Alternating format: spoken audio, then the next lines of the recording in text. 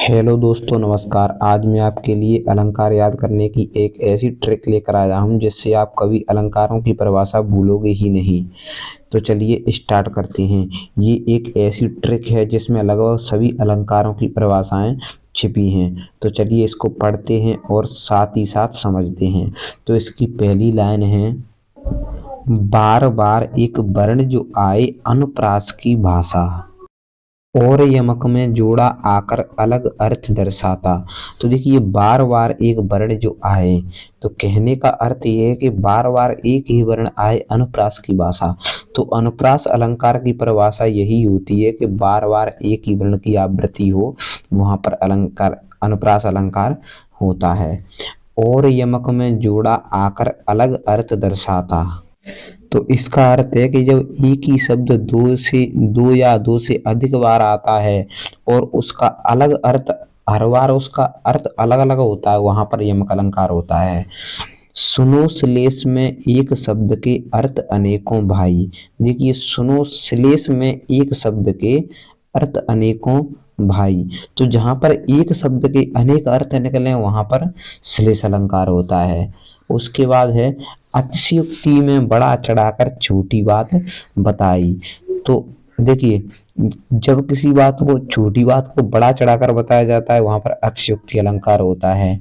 तो ये लिखा है, अतिशयोक्ति में बड़ा चढ़ाकर छोटी बात बताई। अब एक है, चरण कमल एक रूप मानकर रूपक की परिभाषा। तो देखिए रूपक अलंकार की परिभाषा होती है कि जहां उपमेय और उपमान में कोई अंतर ना दिखाई दे। तो यहाँ पर ये है कि चरण और कमल, इसमें कोई अंतर ना दिखाकर एक रूप मानकर, कहने का मतलब है चरण और कमल का एक ही रूप मानकर रूपक की परिभाषा।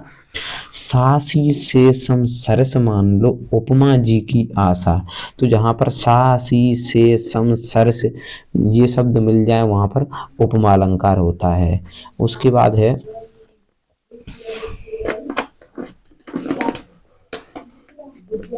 उत्प्रेक्षा संकेत समझ लो मनु मानो जन जानो।